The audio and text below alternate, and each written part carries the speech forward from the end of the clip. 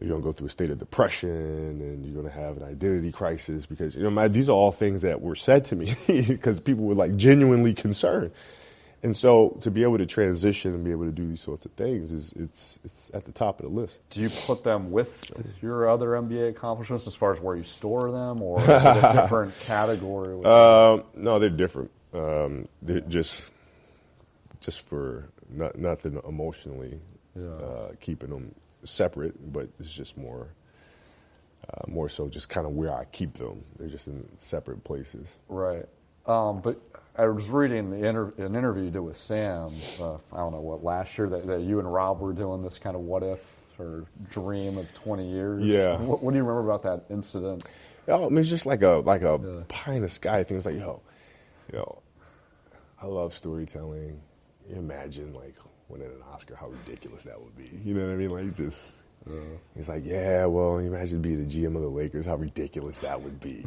And these were like this was, I don't even know, man, like 17 years ago? Like, it was like a long time ago. And it was just like, pie in the sky type of thing, We just kind of let it go. And then, I win the Oscar, and then he gets the GM role, and we're like, we're vacation with our families together in Mexico, and we're just kind of just staring around, just looking at each other, like looking at the water and the sunset and stuff. And we're like, dude, what the hell?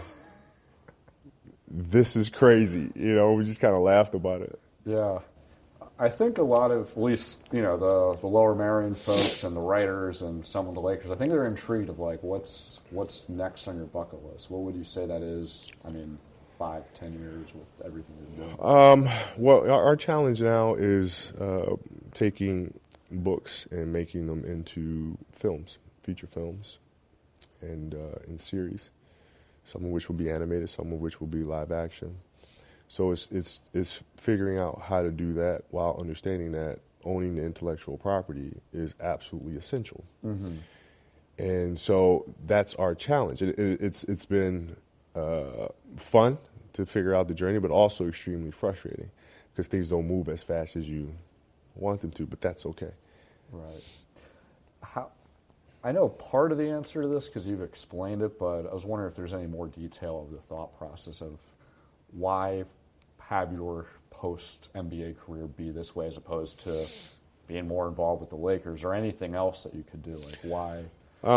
It's important to do what you have serious interest in doing. Yeah. You know what I'm saying? You got to do what you love to do. I love telling stories. I love, inspiring kids or providing them with tools that are going to help them, right? And the two ways to do it is through information or inspiration. Mm-hmm. Nothing moves without one of those two things. And so I do information in a tactical sense from what I've learned from the game of basketball through detail. That is my way of giving back, not just to the game of basketball, but just to sport. When I can have, some of the all-time greats from their different industries, Peyton Manning, Cormier, and some of these other big names that are coming down the road, give back to their game by sharing their insight and their knowledge at a very high level. So that's information for the next generation that can watch it at 13, 14, 15 years old and gain insight that might have taken us 20 years to get. Right. So that gives them a leg up. Then the other part of it is inspiration through our stories, through our series. How can we teach kids to process very complex things at an early age so that it gives them a leg up on life? So, Kobe, I understand obviously you have so much stuff that you're doing, but just in fairness out of this whole process, if you're willing to indulge me, to what extent have you been helping Jeannie or Rob or any of the players with anything since these last few years? I would say zero, but that would be it's somewhere close to there. I talked to some of the players, Kuz, Bron, just as I talked to Kyrie and Kawhi and Russ and I'm just I've become kind of big brother to a lot of guys around the NBA and things like that, but nothing in particular. And that's not like, I don't know. Like Rob and I have been so close for so many years. It's like, when he went through a really hard time there with the organization and stuff. And my advice was, hey man, listen, it's a tough job. You know, if it was easy, anybody could do it. You know what I'm saying? That sort of thing, that kind of encouragement, but that's about it. Right. What were your takeaways from taking your daughter to some of the Laker games this year and watching on League Pass in terms of just things that she was fascinated with, what you pointed out, and the interactions with some of the players? But she really enjoyed the speed of the game, yeah. and you know, the aggressiveness of the game, and that's one thing that she really enjoyed watching. Is, you know, it's one thing for her to see it on TV, but it's another thing to actually like be sitting right there and see how fast players have to read the game. I mean, that was her biggest takeaway, is the speed of the game. Yeah. What were her highlights as far as any certain players that came up? Well, I mean, she loves watching Trae Young play. Yeah. Loves watching Trae. So that was pretty cool for her to get a chance to see him up close. What's it been like coaching your daughters? It's been awesome, man. You get a chance to, you know, watch these kids grow and develop and get better. And, you know, what's more important in the game itself is how you understand that their confidence and as young women grows tremendously through playing the sport, right? And you have to be very mindful of that. That's why I think, like, coaching youth sports is so important, to take that very seriously, because you're helping the emotional development of young kids, you know? And so, like, not understanding not to be overcritical, like understanding that there are going to be mistakes that are made and you just kind of let them go, because, like, you'll focus on one thing. You say, today we're focusing on passing with the left hand, right? Passing with our weak hand. And that's all you focus on. And, you know, when you start out, they may travel, they may do all these other things, but you don't point those out, because if you start over-criticizing them, then it affects their self-esteem, right? And you just do them piece by piece, and it's been beautiful watching them grow. Hey, sports fans, if you want to see more videos like this, check out some of our other ones right here. And if you like what you see, hit the subscribe button and stick around for more from USA Today Sports. 3, 2, 1. It's hard to call it radio when it's this out of the box. Listen to that. Man, you know just what to say. You might be a redneck.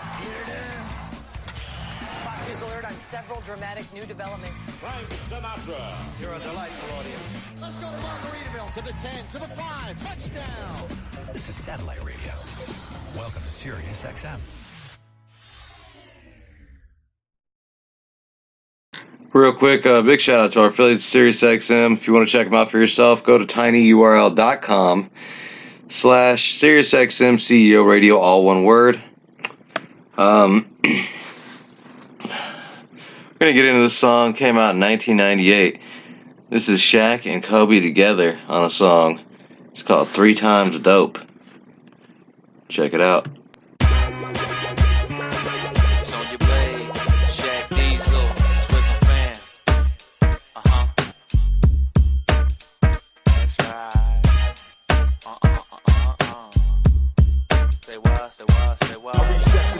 With split-second acceleration in a capsule of time to witness your bone evaporation. Slash paragraphs to emphasize my emphasis. Abbreviate lyricists, the lyrical shorthanders. I kidnap planets for atmospherical advantage. My lyrical damage derives from mental mechanics. With the mic in hand, I'm immortal to you, mans. My diaphragm allows me to kill a whole clan. Verse for verse, you'll get your verse reverse. Battle rhyme since fair in midair and change course. I've been held captive for scientific attractions. Nuclear rays made my brain radioactive.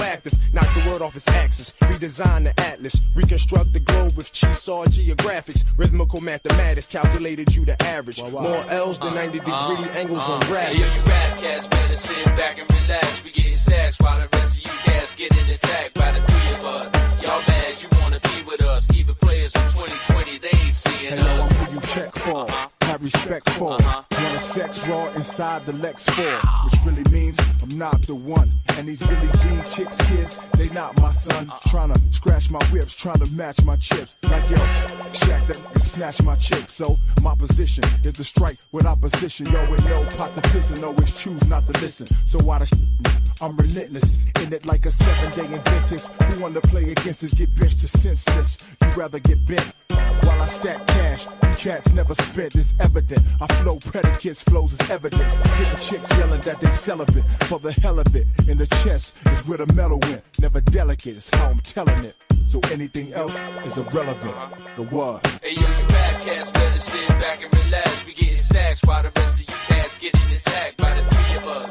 Y'all mad you wanna be with us? Even players with 2020, they ain't seeing us. Yo, I go to war and break mics from daylight to late night. When blade strike, it's like a snake bite. Kiss the venom is toxic. Call me clumsy, cause I always drop. Don't have to lick slugs at men. I spit razors like Pac and above the rim. I'm above him or her, Jim or Jennifer. And Tim's the tinted skirts for rims to mini furs. And if I spit it first, you get it worse. Get a nurse or leave in a tinted hearse. Suit yourself, it's hot, cause boots to melt. It's murder either way, so shoot yourself. Let me know, you want war, yes or no? My crew link like X and O's. A chick with a lot of tested codes, especially those freshly clothed. So please don't test me, hoes. I guess these flows got you beating your Johnson, eating a Swanson and wishing for my death like Charles Bronson. Hey yo, you rap cats better sit back and relax. We getting stashed while the rest of you cats getting attacked by the three of us. Y'all mad you wanna be with us? Even players with 2020, they ain't seeing us. What? This is how we do. Me and my crew. Whoa. Shaq Diesel, Twistin' Fam, Sonya Blade, Red Rum, Rock World, Superman, yeah. You know we know. Down until whatever. That's how we get down. Big cuss behind the boards. Record Lord.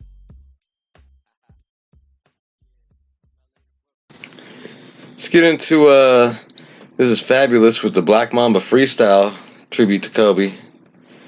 And for those of you guys who don't know, you know, Black Mamba was a moniker and a brand that Kobe fucking had. It was actually also the name of the Little League basketball team he was coaching. That they were on the way to the game when everything happened. We're going to get into Fabulous with the Black Mamba freestyle. And then, you know what, we'll go straight from that into, we got the audio from Kareem Abdul-Jabbar's, you know, reaction to hearing the news. He did a Twitter post about it in a video, so we do have the we have the audio from that, so we're going to go straight from this Fabulous track into that. Check it out.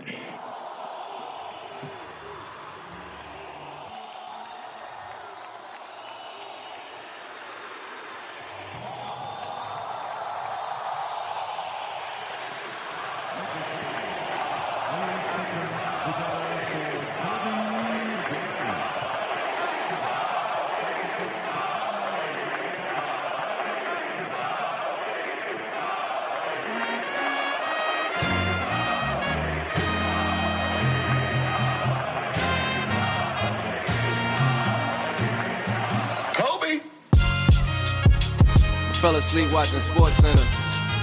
Woke up on some shit. Gotta appreciate the greats. Got them screaming encore. They just want more. The Black Mamba. Got them screaming encore. They just want more. Yeah, who you know did it like Kobe, 60 to go. That's some cold shit, call it 60 below. I mean, he played like he got ice in his veins. Shoot it in your face from far, man, that boy gotta be nice at the range. I talked with him twice at the games. Once had to trade it on video. I say we had a nice little exchange of words. He said you gotta come and spice up the game, say word. Kobe giving me advice is insane, absurd. Your favorite player you watch slice through the lane. It's putting you on the game and the price of this fame. These are things that let you know that your life's gonna change. And that shit stuck in your head like a knife in your brain. See, back then, I just wanted ice in my chain. Some sneakers, some jerseys, some flights on a plane. I mean, I was getting money, started pricing little things. Chasing all the girls, didn't have a wifey to explain. Just the light skin in the range, the nicest with the brain. The head that make you come before the light could even change. Whoa. Back to the other scoring leader. See, I was fucking with son when he wore Adidas, number 8 in the fro. They was hating him, no. When you blow up, why do people try to flame you, though? Like, They ain't got 5 rings of their own, but these peasant niggas still try kings on a throne. I mean, this chick told me give her a ring or she gone, and after that she couldn't get a ring on the phone. The number you have reached